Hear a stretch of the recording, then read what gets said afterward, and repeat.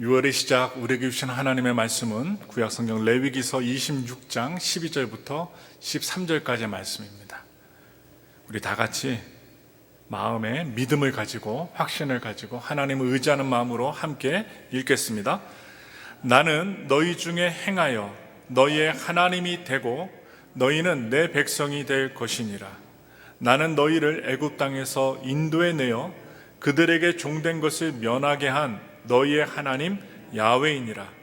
내가 너희의 멍에의 빗장을 부수고 너희를 바로 서서 걷게 하였느니라. 아멘.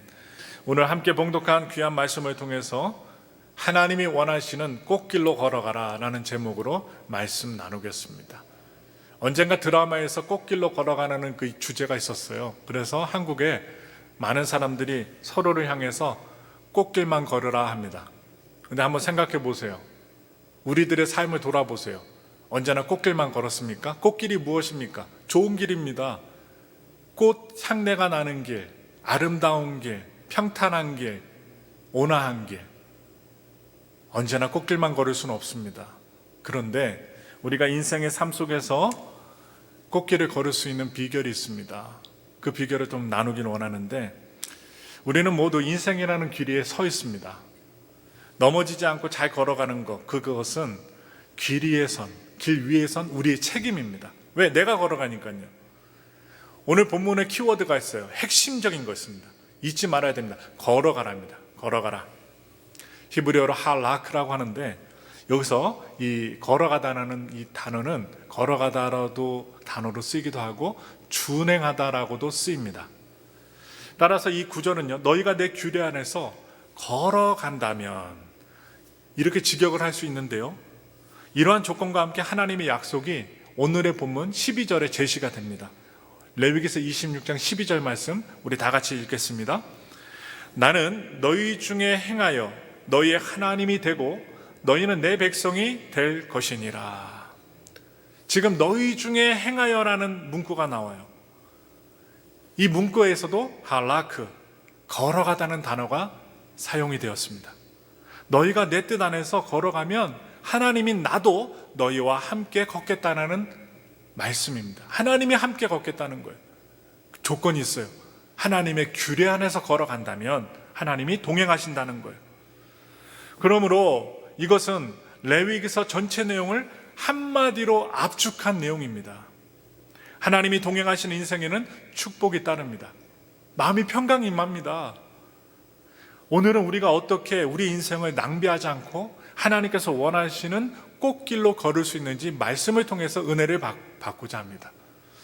우리가 바로 걷지 못하는 이유가 무엇일까요? 바로 걷지는 못하는 이유가 있어요. 그것은 우리가 하나님의 규례 안에서 걷지 않기 때문입니다.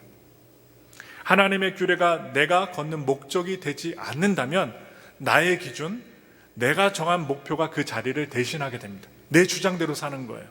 우리는 보통 내 생각을 따라, 내 감정을 따라 행동을 결정합니다. 무슨 음식을 드시든지, 어떠한 물건을 선택하시든지 내 생각과 내 감정에 따라 결정을 합니다. 특별히 교회 예배도 마찬가지입니다. 교회 갈 기분이 아니야 그러면 안 갑니다. 왜? 내 감정, 내 생각에 따라 행동을 결정하기 때문이죠. 우리는 나의 생각, 나의 경험, 나의 감정, 내 이성의 굴레에 갇혀 있기 때문에 나는 똑바로 걷고 있다 생각할 수 있어요. 그러나 뒤를 한번 돌아다 보면 하나님이 원하시는 길에서 한참이나 벗어나 있을 때가 많습니다. 그렇다면 하나님의 규례가 무엇일까요? 하나님의 규례. 지난주 말씀을 나누었죠. 지난주 말씀에 나온 하나님의 규례는 안식년과 희년을 지키라는 것입니다. 무슨 뜻이냐? 너만 잘 먹고 잘 사는 길을 택하는 것이 아니라 우리 모두가 잘 먹고 잘 사는 길을 택하라는 것입니다. 하나님이 원하시는 거예요. 이 규례를 신약 성경의 말씀에 나온 대로 표현을 한다면 어떻게 말씀을 드릴 수가 있느냐? 너희는 먼저 그의 나라와 그의 의를 구하라는 것입니다. 네 것 챙기지 말고 하나님의 것을 먼저 구해봐. 그러면 어떻게 됩니까? 모든 것을 다 이루어 주신답니다. 그러나 우리가 다른 이웃에게 우리의 것을 나눠주기 힘든 이유가 있습니다. 무엇 때문입니까? 먼저 하나님의 나라와 그의 의를 구하는 게 힘든 이유가 무엇일까요? 그것은 이웃의 내일, 이웃의 미래보다도 나의 미래가 걱정되기 때문입니다. 내가 어려운데 무슨 남을 돌아볼 시간이 어디 있느냐, 이렇게 얘기하는 거예요. 나의 미래에 대한 걱정이 앞서다 보면 내 주변의 이웃을 위해, 주님의 의를 위해서 시간을 낼 여유가 없어집니다. 그러나 예수님은 뭐라고 하셔요? 먼저 그의 나라와 그의 의를 구하라고 말씀하신 뒤에 이렇게 얘기하셔요.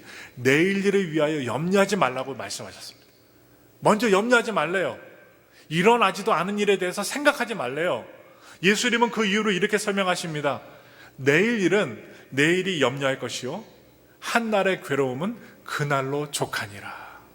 우리가 언제 스트레스 받아요? 끊임없는 문제, 끊임없이 일어나는 마음과 생각에 벌어지는 부정한 생각들을 끊임없이 끄집어 안고 생각하고 또 생각하고 또 생각하고 또 염려하고 생각합니다. 그때의 스트레스는 사람의 몸을 망가뜨립니다. 몸무게가 줄어듭니다. 얼굴의 색깔이 바뀌어요. 밝고 맑은 색깔이 아니라 어두컴컴해집니다. 그래서 내일 일은 우리가 염려할 것이 아니라는 것입니다. 먼저 그의 나라와 그의 일을 구하라는 명령에는 정답이 있어요. 그리하면 이 모든 것을 너희에게 더하시리라. 그리하면, 하나님이 원하시는 대로 행동하면 하나님이 더해 주신다는 것, 약속이 따라요. 레위기 말씀에서도 하나님의 규례 안에 살아가는 자들에게 다음과 같은 약속을 하십니다. 그 말씀 봅니다. 레위기서 26장 4절부터 5절의 말씀, 우리 모두 함께 읽겠습니다. 내가 너희에게 철 따라 비를 주리니 땅은 그 산물을 내고 발의 나무는 열매를 맺으리라. 너희의 타작은 포도 딸 때까지 미치며 너희의 포도 따는 것은 파종할 때까지 미치리니 너희가 음식을 배불리 먹고 너희의 땅에 안전하게 거주하리라. 지금 하나님은 안식년과 신년을 지키는 자에게 풍성한 수확을 약속하셨습니다. 풍성한 수확입니다. 하나님이 축복하시면 축복이 따르는 것입니다. 우리의 건강, 우리가 살아가는 생명, 우리가 경영하는 사업과 직장, 다 누가 주관하고 계세요? 내가 하는 것 같지만 하나님의 손바닥 안에 있어요. 하나님의 계획 가운데 있습니다. 어떤 분들은요, 아무리 노력해도 안 되는 분도 있고, 어떤 분들은 놀고 먹는데도 어떻게 잘 돼 보이는 분도 있습니다. 인생의 삶, 모든 결과물, 어떻게 보면 사람의 노력과 그 사람의 지식과 학식과 명철함 때문에 되는 것 같은데 그렇지 않습니다. 하나님의 축복과 저주는요, 한 나라나 개인이 흥하고 망하고 성장하고 쇠퇴하는 것을 좌우하는 결정적인 단서가 됩니다. 그 강력했던 제국들, 아수르나 바벨론이 하루아침에 멸망한 이유가 무엇입니까? 군사력이나 경제력의 쇠퇴 때문이 아닙니다. 하나님의 심판의 선언이 있었기 때문입니다. 한 개인의 삶도 마찬가지입니다. 여러분과 저의 개인의 삶도 마찬가지예요. 우리의 운명은 우리의 실력에 따라 좌우되는 것이 아니라, 외모에 따라, 갖고 있는 재산에 따라 좌우되는 것이 아니라 하나님의 함께하심과 축복의 여부에 따라 달려집니다. 이스라엘 백성들이 하나님의 규례 안에서 걸어갈 때 그들에게 약속된 또 다른 복이 있었습니다. 그 말씀 봅니다. 레위기서 26장 6절부터 7절의 말씀 믿음 갖고 읽겠습니다. 내가 그 땅에 평화를 줄 것인즉 너희가 누울 때 너희를 두렵게 할 자가 없을 것이며 내가 사나운 짐승을 그 땅에서 제할 것이요 칼이 너희의 땅에 두루 행하지 아니할 것이며 너희의 원수들을 쫓으리니 그들이 너희 앞에서 칼에 엎드러질 것이라. 이것은요, 무엇이냐? 샬롬의 축복입니다. 샬롬이 무엇입니까? 평강입니다. 어렵잖아요. 평강. 샬롬은 전쟁이나 위기가 없는, 문제가 없는 상태가 아닙니다. 이 샬롬은 내 주변에 원수들이 하나도 없는 상태가 아닙니다. 여전히 전쟁의 위기가 있고, 사업할 때, 직장 다닐 때 그 먹고 살 위기가 있고, 여전히 원수들이 많이 있지만 하나님께서 나를 위해서 행동하시기 때문에 그 모든 문제들이, 그 모든 도발이 제압이 되는 상태가 바로 샬롬입니다. 문제가 없는 진공 상태가 아니에요. 팬데믹 이후에 한국도 이 미국도 우리 사회의 위험 리스크들이 훨씬 많아졌습니다. 지금 한국 전역에는요 사람들이 안 다닌답니다. 팬데믹 때 사람들이 배달시켜갖고 먹는 문화 때문에 우리 미국도 마찬가지죠. 인터넷으로 주문하면 딜리버리 서비스를 받거나 우버 서비스를 받거나 아니면 배달의 민족을 통해서 집, 아파트 문 앞까지 배달을 해줘요. 그러니 나가서 땀 흘리며 걸어 다닐 필요가 없어요. 그러다 보니까 일반 상점들, 음식점들에 사람들이 없답니다. 또 돈을 아끼고 세이빙을 하기 때문에 안 쓴답니다. 그러다 보니 길거리에 사람이 없고 주말에도 사람들이 어떻게 먹고 마시는 그런 일들이 없다 보니까 소상공인들이 정말로 죽을 지경이랍니다. 위기입니다. 그뿐만이 아닙니다. 예루살렘 보세요. 러시아를 보세요. 아직도 전쟁이 그치지 않고 있어요. 그러나 샬롬은요, 아무 위기가 없는 진공 상태가 아니에요. 그런 위기의 상황 속에서도 누릴 수 있는 것이 샬롬입니다. 그것이 어떻게 가능할까요? 그것은 하나님께서 나와 함께 하고 계심을 확신할 때, 믿을 때 가능하다는 것입니다. 하나님은 그의 규례 안에 걸어가는 우리 성도님들과 함께 걸어가시는 분이십니다. 그분이 함께 하시면 위기는 힘을 잃게 되고 마는 것입니다. 우리가 바로 걷지 못하는 이유가 있어요. 바로 못 걸어요. 쩔뚝거립니다. 그것은 우리 삶에 묻고 있는 멍에의 빗장이 부셔지거나 무너지지 않았기 때문입니다. 그 이유를 말해주고 있어요. 레위기 26장 13절의 말씀을 함께 읽겠습니다. 나는 너희를 애굽 땅에서 인도해 내어 그들에게 종된 것을 면하게 한 너희의 하나님 야훼이니라. 내가 너희의 멍에의 빗장을 부수고 너희를 바로 서서 걷게 하였느니라. 이 빗장은요, 애굽의 노예로 살았던 이스라엘 백성들에게 있었던 빗장입니다. 바로 애굽의 바로는요, 이스라엘 백성들의 목 위에 멍에를 씌웠습니다. 바로는 그들을 노예로 삼아 자신의 제국을 섬기는 노동력으로 멍에로 삼았어요. 바로 노예로 삼았습니다. 그러나 하나님은 그 멍에 빗장을 부수고 그들을 바로 서서 걷게 하시길 원하셨습니다. 멍에의 빗장이 부서져야만 바로 서서 걸을 수 있게 된 것입니다. 바로 꽃길을 걸을 수 있다는 거예요. 이 바로 서서 걷게 하였다는 표현에서도 아까 제가 서두에 말씀드렸던 할라크, 걷게 하다, 계명을 준수하다는 단어가 사용되었어요. 하나님의 관심은 하나님의 백성들이 바로 서서 걷는 것입니다. 똑바로 하나님의 길을 가는 거예요. 우리가 바로 서서 걷지 못하고 쩔뚝거리고 갈지자로 이리저리 움직이는 이유, 바로 걷지 못하는 이유가 무엇일까요? 그것은 멍에의 빗장이 부서지지 않았기 때문입니다. 우리가 우상을 숭배하며 종의 멍에를 메고 있기 때문입니다. 그래서 레위기 26장 서두에서는 순종과 불순종의 척도가 되는 우상 숭배에 대해서 아주 매섭게 경고하고 있습니다. 우리 레위기서 26장 1절의 말씀은 함께 읽겠습니다. 너희는 자기를 위하여 우상을 만들지 말지니 조각한 것이나 주상을 세우지 말며 너희 땅에 조각한 석상을 세우고 그에게 경배하지 말라. 나는 너희의 하나님 야훼임이니라. 아멘. 우상 숭배를 하면 하나님을 따라 걷는 삶이 무너집니다. 함부로 걸을 수 없습니다. 하나님의 말씀의 기준이 사라지기 때문에 똑바로 걷지 못하고 꽃길로 가지 못하고 좌로나 우로나 치우치는 삶을 살게 됩니다. 그렇다면 우상이 무엇입니까? 그냥 돌덩어리, 금신상 아니면 부처님 상입니까? 아닙니다. 우상은 하나님을 대신해서 내가 추구하는 모든 것을 말하고 있습니다. 하나님을 따라 걷지 못하고 또한 방해하는 모든 것들이 우상이라는 것입니다. 히브리어로 살펴보니까 우상은요, 그 뜻이 무엇인 줄 아세요? 아무짝에나 쓸모없는 것, 헛된 것이라는 뜻을 담고 있습니다. 우상은요, 아무짝에나 쓸모없는 것입니다. 하나님이 보셨을 때 아무짝에나 쓸모없는 것, 헛된 것이 바로 우상입니다. 세상 사람들은 우상을 대단한 것으로 여기며 숭배합니다. 그래서 점도 보고 부적도 갖고 또 미국에서는 타로점도 보고 하늘의 별들을 보면서 내 운명이 어떻게 이루어질 것인가 미래를 점칩니다. 왜냐? 불안하기 때문이죠. 그러나 하나님의 눈에 우상은 아무짝에나 쓸모없는 헛된 것일 뿐이라는 것이죠. 우상은 결국 우리를 절뚝거리게 만들고 하나님이 동행하시는 그 축복의 길, 꽃길로 걷지 못하게 만듭니다. 우리가 바로 걷지 못하는 또 다른 이유가 있습니다. 그 이유는 우리 삶에 하나님의 임재가 없기 때문입니다. 레위기서 26장 11절과 12절의 말씀 함께 읽겠습니다. 내가 내 성막을 너희 중에 세우리니 내 마음이 너희를 싫어하지 아니할 것이며 나는 너희 중에 행하여 너희의 하나님이 되고 너희는 내 백성이 될 것이니라. 지금 성막입니다.